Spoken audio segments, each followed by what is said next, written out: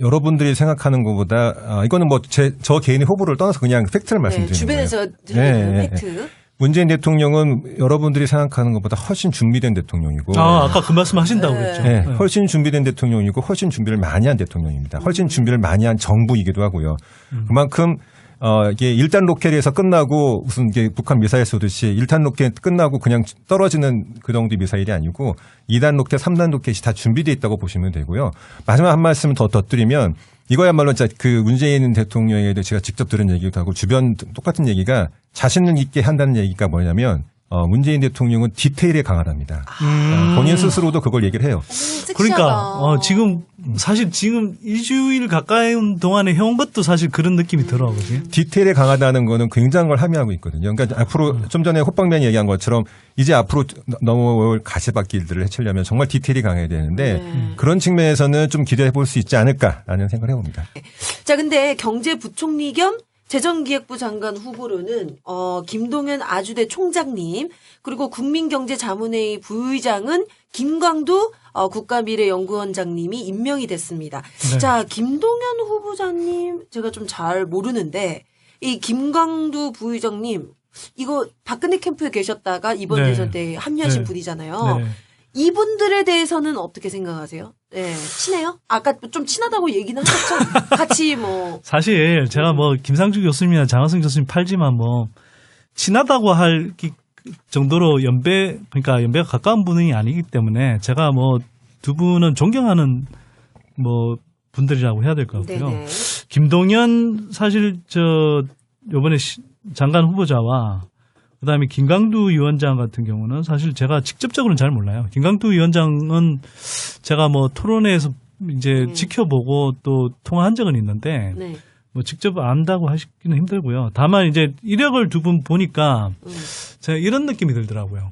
그러니까 개혁과 안정의 조화? 그러니까 전체 이제 세트로 보면 김상조, 장하성을 중심으로 해서 이렇게 재벌 개혁을 중심 의제로 해서 개혁을 좀 강조했다면 한편으로는 이른바 정책을 구체적으로 집행하는 부분에서 이제 김동연 이제 총장을 그러니까 아주대 전 총장이죠. 이분이 이제 사실 이명박 박근혜 정부에서 두루두루 요직도 거쳤더라고요. 그러니까 예를 들면 이명박 정부 때는 뭐 기재부 최고 요직인 예산실장 또 2차관 이렇게 지냈고요. 또 박근혜 정부에서는 초대 국무조정실 장관까지 이제 뭐 임명됐던 사람이기 때문에 상당히 이제 요직을 거쳤고 또 그러면서 이제 관료 사회에서도 어느 정도 이제 인정을 받는 분이겠죠. 네네. 예. 근데 다만 이제 일단 장하성 그 정책실장을 통해서 문재인 정부의 정책 방향을 정하고 거기에 대해서 이제 구체적으로 집행하는 것은 관료들을 어느 정도 이제 장악하고 또 인정받는 이제 김동연 뭐 후보를 통해서 이렇게 이제 이끌어가려는 그런 생각 아닐까 이런 이제 느낌이 들고요. 네네. 그다음에 김광두 위원장은 사실 국가경제자문위원회라는 게 두 개 돼 있는데 지금까지는 사실 뭐 조금 약간의 형식성의 자문기구처럼 돼 있는데 이게 이제 좀 실제로 하겠다 그러죠. 예. 그래서 네네. 뭐 일정한 비중은 커지겠지만 그럼에도 불구하고 뭐 정책실 또 그다음에 이제 기획재정부가 있는 상황에서 전반적으로 제가 볼 때는 이게 박근혜 정부에서도 일정한 역할을 했던 역할이라기보다는 사실 뭐 큰 역할이라기보다는 그냥 이제 뭡니까 그때 캠프 쪽 일을 했던 분인데요. 이분이 이제 근데 박근혜 뭐 정세 없는 복지 이런 부분에 대해서 이제 강하게 비판하면서 사실은 박근혜 정부 초기 때부터 사실은 이렇게 생각이 많이 박근혜 정부에 대해서 비판적으로 바뀌셨어요. 아, 네. 그래서 이제 그러셨던 분인데 이분을 어쨌거나 국가경제위원회 이제 위원장은 대통령이고 부위원장이 이제 이 김광두 위원장인 거거든요. 그렇게 해서 한편으로는 아까 말씀드렸듯이 탕평이라는 측면, 그렇죠. 또 안정감을 안정. 준다는 측면 이런 측면으로 활용한 게 아닌가 싶어요. 그러면요, 우리나라의 경제 지금 상황이 뭐 말이 아니지 않습니까? 네. 앞으로 문재인 정부의 경제 정책 어떤 방향으로 나갈지 좀 짐작이 되시나요? 제가 보기에는 재벌 개혁은 상대적으로 어느 정도 할 것 같다. 그러니까 특히 검찰 개혁, 재벌 개혁은 뭐 상당한 수준까지 밀고 나갈 것 같다. 이런 기대감이 좀 생기고요. 저는 사실 약간 아쉬운 부분은 부동산 부분은 사실은 공약 내용을 봐도 그렇고 좀 근본적으로 어떤 이렇게 전환을 하기보다는 그냥 지금 있는 상태에서 조금 이렇게 그냥 뭐 새 정부가 하고 싶은 의제들을 이렇게 담는 수준 정도이더라고요.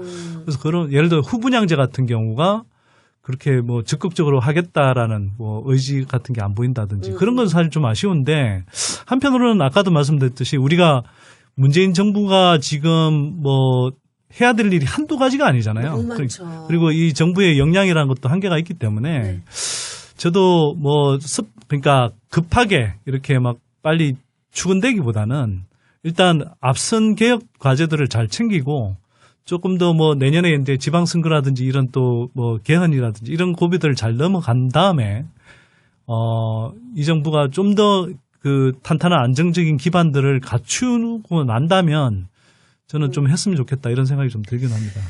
네. 자, 문재인 정부의 2주 동안 여러 분야에 걸쳐서 두루두루 살펴봤습니다. 자, 근데 헤쳐나가야 될 난제들이 굉장히 많은데 네. 지금 걸리는 게 이제 여소야대잖아요. 네네. 자, 근데 이번 분위기가 근데 또 다른 뭐 지금 보니까 뭐 분위기는 좋은 것 같아요. 일단 네. 시작은요. 네. 근데 일단 또 쟁점이 부딪히면 또 상당히 힘들 수도 있겠다라는 그렇죠. 네. 생각이 드는데 자, 문재인 대통령이 선거 공약으로 공공 일자리 확충 이걸 제시를 했는데 자, 야당 정의당 빼고는 다 반대를 하고 있어요. 그러면 이거 실패하지 않을까? 이런 생각이 드는데 팀장님은 어떻게 생각하세요?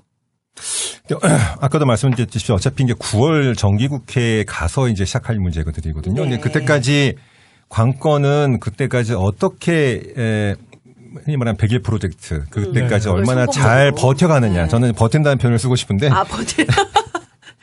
그리고 어차피 국회로 들어가면 연대, 협치, 흔히 말하는 협치라는 뭐 이런 것이 불가피합니다. 어차피 120석 가지고 할 수 있는 건 아무것도 없거든요. 그러니까요.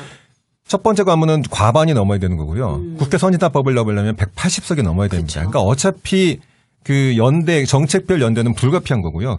이게 밀어붙인다고 옛날 좀 박근혜 정부 이렇게 뭐 다 그 뭐 이렇게 문 걸어 잠그고 하듯이 그렇게 밀어붙일 수 있는 상황도 아니고 그게 능사도 아닌 상황입니다. 어차피 같이 가야 되는 상황이고 그거에 대해서 이번에 지난주에 그 직접 청와대 상춘제에서 문재인 대통령이 이제 5당 원내대표 회동까지 하면서 네. 직접 이제 뭐 밖에 나와서 마중도 하고 영부인 김정숙 여사가 직접 손편지도 써가지고 잘 부탁드립니다 이렇게 해가지고 그 후식도 같이 이제 싸드리고 그렇게 사실은 그렇게 진심을 보이고 하는 게 저는 굉장히 중요하다고 봐요. 네. 어차피 같이 할 수밖에 없는데 그리고 첫 다 스텝으로 사람이 쓰면 하는 거잖아요. 네. 그러니까. 백문이 불여일견이고 사실 그 웃는 얼굴에 침 못 뺀지 않습니까? 그렇죠. 네. 같이 그렇게 또 손편지 주고 같이 손 잡고 그렇게 고개 숙이고 이렇게 네.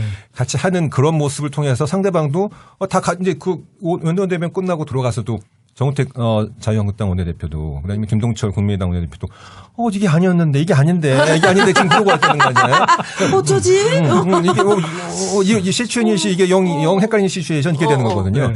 근데 그런 분위기를 하나씩 쌓아 나가면 그러면은 이제 흔히 말하는 구동존이라는 말도 쓰지 않습니까? 같은 것부터 처리할 수 있는 거고 그럼 서로 간에 공통 요약도 있는 거고 좋은 게 좋은 거다. 우리 이것부터 처리합시다 하면서 협치의 어떤 좋은 어떤 하나의 아웃풋도 낼 수 있고 그렇게 하면서 또 그러면 구동존이니까 이거는 또 우리 같이 하고 같이 합시다 이렇게 같이 갈 수 있는 거고 그렇게 해서 좀 스킨십을 강화하면서 나가면은 이게 못 넘어갈 산은 아니다. 저는 그렇게 보고요. 첫 단추는 일단 첫 스텝은 굉장히 잘 띄었다. 그런 면에서 문재인 대통령이 그 진정성을 보이고 이런 부분들이 굉장히 긍정적으로 작용할 것이다. 저는 그렇게 전망을 하고 있습니다. 네네. 이 정치권 말고도 이 근로시간 뭐 단축이나 최저임금 문제에서 경영계와 노동대가 정말 상반된 입장을 갖고 있고 그동안에 우리나라에서 이제 뭐 우리가 뭐 협치, 뭐 통합 이런 얘기가 많이 나오고 있는 게 갈등이 너무 심하니까 지금. 그렇죠. 근데 지난 정부에서는 오히려 더 갈등을 조장하는 측면이 많지 않았나라는 생각이 드는데 자, 이런 사회적 갈등 어떻게 풀어야 될까요? 뭐 적폐청산을 해야 되는데 근데 또 혹시나 이게 갈등과 분열을 더 키울 수 있지 않을까? 이런 걱정도 좀 되기도 하는데 이런 난감한 이 갈등, 분열을 해결하는 사회적 갈등을 해결하는 문제 어떻게 풀어가면 좋을까요? 네. 이건 뭐 참 되게 미묘하게 이 여론의 줄타기를 잘 하면서 해야 되는 것 같은데 네. 근데 문재인 대통령이 그 말씀을 하셨어요. 그러니까 그냥 진정한 통합이라는 건 적폐를 청산하지 않고 그냥 뭐 다 좋은 게 좋은 거다. 그건 아니다. 네, 이건 아니다라고 분명히 선을 그으셨고 저는 그 스탠스가 맞다고 봐요. 그러니까 맞아요. 우리가 사실 지금 그래서 불필요하게 그런 소모적인 갈등들이 많이 일어났던 게 생각해 보면 뭐 친일 청산 제대로 못한 것부터 해서 맞아요.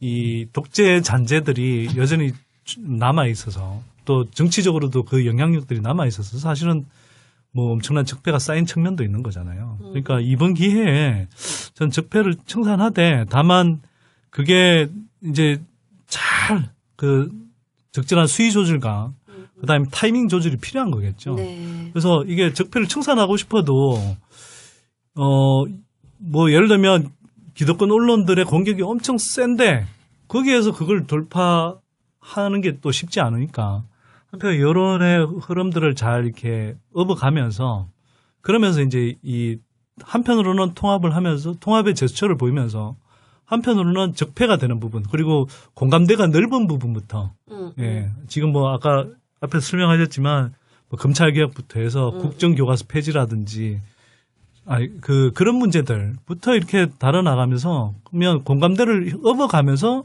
개혁의 방향들을 잡아나갈 수 있지 않을까 이런 생각이 들고요. 근데 다만 저희가 좀 걱정되는 건 네. 지금 당장은 사실 이제 전 정부하고 대비호가 워낙 크기 때문에 그 많은 사람들이 이제 환호할 수 있는 거거든요. 근데 이제 앞으로 구체적인 어떤 정책 그 이슈들에 들어가기 시작하면 사실은 한편으로는 이제 이른바 뭐 기득권 정치 세력 쪽에서 뭐 엄청난 공격들을 쏟아낼 거고 또 그러니까 걔네들은 그게 자기네들 밥줄이고 뭐 이제 표받치니까 또 뭐 그렇게 할 거고 또 한편으로는 이제 분명히 이 정도 개혁으로 만족하지 못한다는 이제 욕구도 분출할 거고 이제 그러면은 그런 사이에서 사실 또 잘 뭐 한편으로는 정치 세력뿐만 아니라 사회 전체적인 어떤 협치 이런 게 굉장히 필요한 것 같고요. 또 소통하는 능력이 거기에서 이제 정말 중요한 거죠. 근데 지금까지는 제가 문재인 대통령한테서 또 사실 많은 사람들이 감동받는 게 저는 그거라고 생각하는데 원래 고대부터 따져보면 리더의 역할은 힐러의 역할이었거든요. 힐링을 하는 거. 그러니까 제사장이라는 것 자체가 사실은 힐러였어요. 예전에는. 네. 이 메디신을 처방할 수 있는. 근데 그런 관점에서 보자면 문재인 대통령이 예를 들어서 5.18 기념식에서 김소영 씨 이렇게 안아주는 모습. 그거 보면서 대부분의 사람들이 그냥 울었잖아요. 맞아요. 그런 게 이제 그 한 장의 사진이죠. 네. 한 장의 사진에 주는 힘. 그렇죠. 네. 그래서 그런 걸 굉장히 잘하신다는 느낌이 들면서 이게 좀 기대감을 갖게 합니다. 그런 면에서는. 네네. 자, 마지막 질문일 것 같은데요. 자, 모든 국민들이 정말 문재인 정부의 성공을 바라고 있습니다. 사실 그 예전 정권의 그 박근혜 정권 때는 그 많은 분들이 아무것도 안 했으면 좋겠다라고 얘기를 했는데 이번에 문재인 정부에서는 우린이 하고 싶은 거 다 해. 네. 이러잖아요. 네. 자, 이 정도로 이 여론조사를 보니까 87%의 국민들이 문재인 정부가 5년 내내 잘할 거다. 네, 이런 식으로 이명박근혜 정부를 뛰어넘는 지지를 받고 있습니다. 5년 내내 이렇게 쭉 잘 갈 수 있도록 자, 요런 것 좀 생각해 줬으면 좋겠다. 이런 거 하나씩 좀 말씀을 해 주신다면요. 저는 그 우리 어렸을 때 그 봤던 책 중에 그 꽃들에게 희망은이라는 책이 있습니다. 네. 베스트셀러죠. 한 번씩은 다 보셨을 텐데 저는 그 문재인 대통령에게 그 딱 당선됐을 때 사실은 그 책 제목이 떠올랐어요. 그래서 그 사실 저희 꽃다운 나이에 그 어른들이 가만히 있으라는 그 말 때문에 그 차가운 물속에서 죽었던 꽃다운 청춘들 우리 다운원 학생들이 있었고 또 그 꽃다운 나이에 그냥 밤새서 아르바이트 하면서 그 컵라면으로 끼니 때우는 그 열정페이하는 대학생들 취업 준비하는 학생들도 있고 또 더 어린 또 그 꽃다운 나이에 그냥 무거운 가방 지내지고 학원가를 배회하는 그 중고생들이 있고 그 꽃다운 나이만 꽃다운 나이입니까? 저희 어른들은 안 그런 거예요. 저 인생에 꽃하면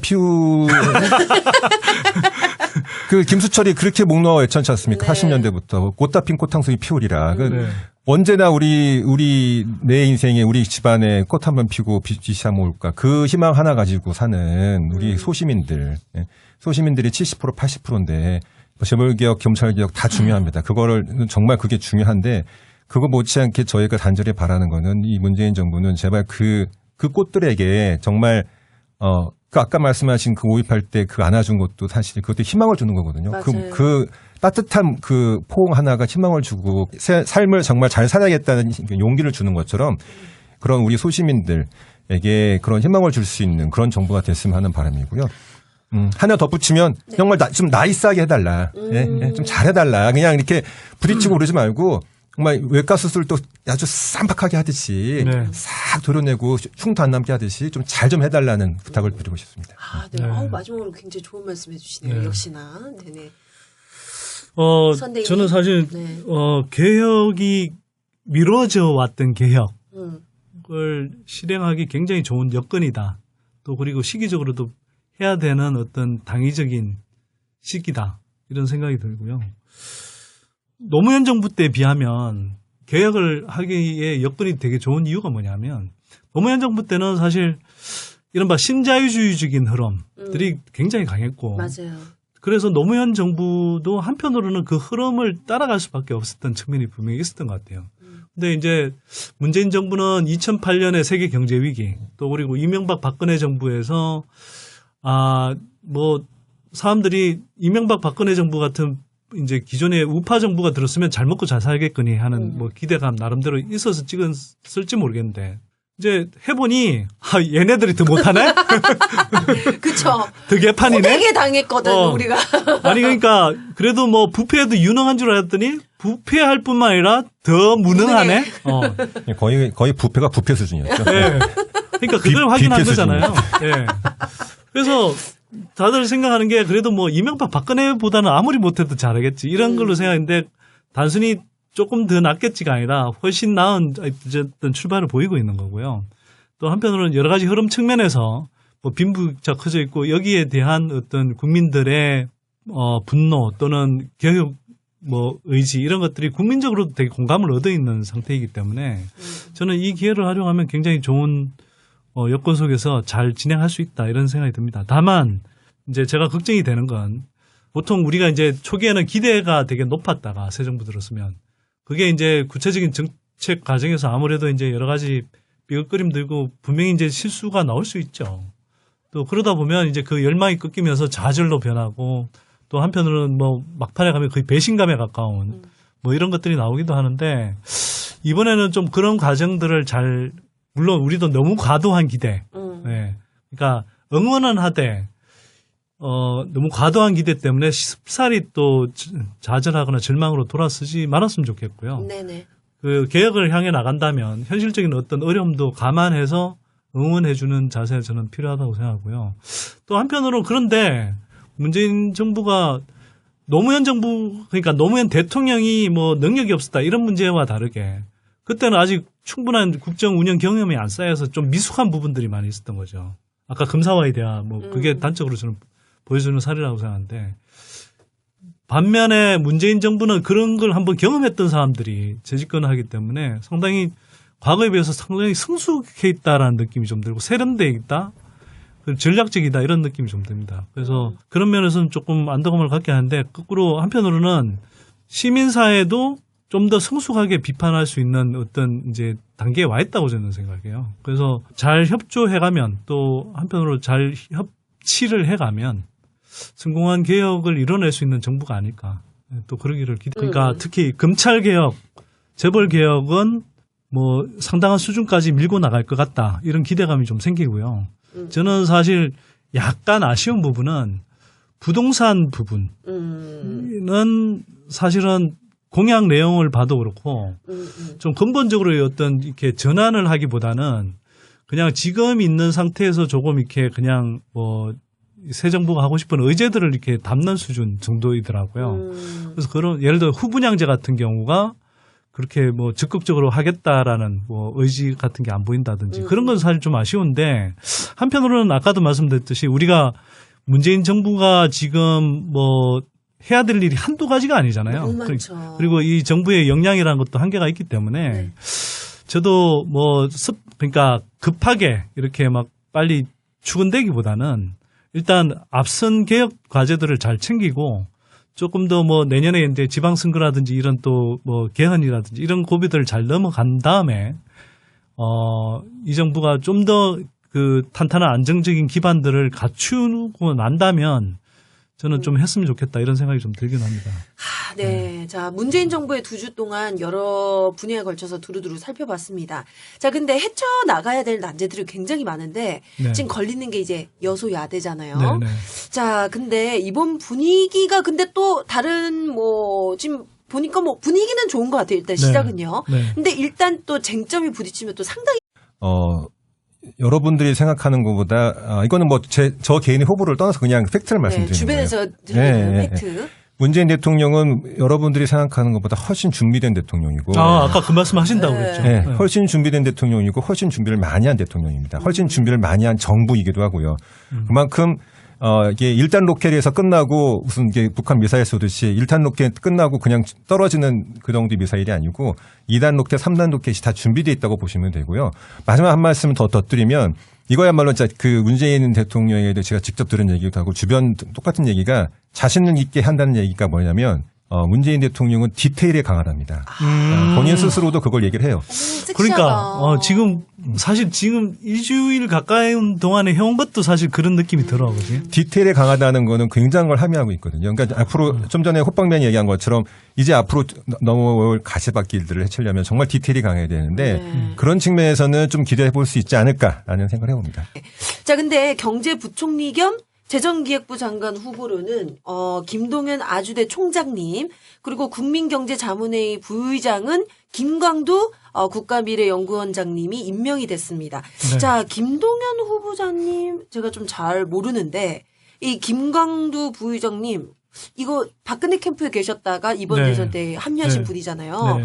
이분들에 대해서는 어떻게 생각하세요? 네, 친해요? 아까 좀 친하다고 얘기는 하셨죠? 같이 뭐 사실 제가 뭐 김상주 교수 힘들 수도 있겠다라는 그렇죠. 네. 생각이 드는데 자 문재인 대통령이 선거 공약으로 공공 일자리 확충 이런 걸 제시를 했는데 자 야당 정의당 빼고는 다 반대를 하고 있어요. 그러면 이거 실패하지 않을까 이런 생각이 드는데 팀장님 어떻게 생각하세요? 아까도 말씀드렸듯이 어차피 이제 9월 정기국회에 가서 이제 시작할 문제거든요. 네. 근데 그때까지 관건은 그때까지 어떻게 흔히 말하는 100일 프로젝트 그때까지 네. 얼마나 성공적으로. 잘 버텨가느냐. 네. 저는 버틴다는 표현을 쓰고 싶은데 버텨. 그리고 어차피 국회로 들어가면 연대, 협치, 흔히 말하는 협치라는 뭐 이런 것이 불가피합니다. 어차피 120석 가지고 할 수 있는 건 아무것도 없거든요. 그러니까요. 첫 번째 관문은 과반이 넘어야 되는 거고요. 국회 선진화법을 넣으려면 180석이 넘어야 됩니다. 그쵸. 그러니까 어차피 그 연대 정책별 연대는 불가피한 거고요. 이게 밀어붙인다고 옛날 좀 박근혜 정부 이렇게 뭐 다 그 뭐 이렇게 문 걸어 잠그고 하듯이 그렇게 밀어붙일 수 있는 상황도 아니고 그게 능사도 아닌 상황입니다. 어차피 같이 가야 되는 상황이고 그거에 대해서 이번에 지난주에 그 직접 청와대 상춘제에서 문재인 대통령이 이제 5당 원내대표 회동까지 하면서 네. 직접 이제 뭐 밖에 나와서 마중도 하고 영부인 김정숙 여사가 직접 손편지도 써가지고 잘 부탁드립니다 이렇게 해가지고 그 후식도 같이 이제 싸드리고 그렇게 사실은 그렇게 진심을 보이고 하는 게 저는 굉장히 중요하다고 봐요. 네, 어차피 네. 같이 할 수밖에 없는데 그리고 다 사람이 하는 거잖아요. 네. 그러니까. 백문이 불여일견이고 사실 그 웃는 얼굴에 침 못 뺀지 않습니까? 그렇죠. 네. 같이 그렇게 또 손편지 주고 같이 하는 것은 관료들을 어느 정도 이제 장악하고 또 인정받는 이제 김동연 뭐 후보를 통해서 이렇게 이제 끌어가려는 그런 생각 아닐까 이런 이제 느낌 들고요. 네네. 그다음에 김광두 위원장은 사실 국가경제자문위원회라는 게 두 개 돼 있는데 지금까지는 사실 뭐 조금 약간의 형식성의 자문기구처럼 돼 있는데 이게 이제 좀 실제를 하겠다 그러죠. 예. 그래서 네. 뭐 일정한 비중은 커지겠지만 그럼에도 불구하고 뭐 정책실 또 그다음에 이제 기획재정부가 있는 상황에서 전반적으로 제가 볼 때는 이게 박근혜 정부에서도 일정한 역할을 했던 역할이라기보다는 사실 뭐 큰 역할이라기보다는 그냥 이제 뭡니까 그때 캠프 쪽 일을 했던 분인데요. 이분이 이제 근데 박근혜 그 뭐 정세 없는 복지 이런 부분에 대해서 이제 강하게 비판하면서 사실은 박근혜 정부 초기 때부터 사실은 이렇게 생각이 많이 박근혜 정부에 대해서 비판적으로 바뀌셨어요. 네. 그래서 이제 그러셨던 분인데 이분을 어쨌거나 국가경제위원회 이제 위원장은 대통령이고 부위원장이 이제 이 김광두 위원장인 거거든요. 그렇게 해서 한편으로는 아까 말씀드렸듯이 탕평이라는 측면 그렇죠. 또 안정감을 안정. 준다는 측면 이런 측면으로 활용한 게 아닌가 싶어요. 그러면요, 우리나라의 경제 지금 상황이 뭐 말이 아니지 않습니까? 네. 앞으로 문재인 정부의 경제 정책 어떤 방향으로 나갈지 좀 짐작이 되시나요?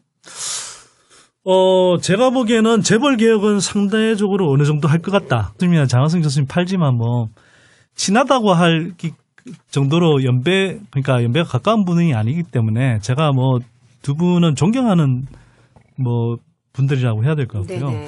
김동연 사실 요번에 장관 후보자와 그다음에 김강두 위원장 같은 경우는 사실 제가 직접적으로는 잘 몰라요. 김강두 위원장은 제가 뭐 토론회에서 이제 지켜보고 또 통화한 적은 있는데 네. 뭐 직접 안다고 하시기는 힘들고요. 다만 이제 이력을 두 분 보니까 제가 이런 느낌이 들더라고요. 그러니까 개혁과 안정의 조화? 그러니까 전체 이제 세트로 보면 김상조, 장하성을 중심으로 해서 이렇게 재벌 개혁을 중심 의제로 해서 개혁을 좀 강조했다면 한편으로는 이른바 정책을 구체적으로 집행하는 부분에서 이제 김동연 이제 총장을 그러니까 아주대 전 총장이죠. 이분이 이제 사실 이명박 박근혜 정부에서 두루두루 요직도 거쳤더라고요. 그러니까 예를 들면 이명박 정부 때는 뭐 기재부 최고 요직인 예산실장 또 2차관 이렇게 지냈고요. 또 박근혜 정부에서는 초대 국무조정실 장관까지 이제 뭐 임명됐던 사람이기 때문에 상당히 이제 요직을 거쳤고 또 그러면서 이제 관료 사회에서도 어느 정도 이제 인정을 받는 분이겠죠. 네네. 예. 근데 다만 이제 일단 장하성 정책실장을 통해서 문재인 정부의 정책 방향을 정하고 거기에 대해서 이제 구체적으로 집행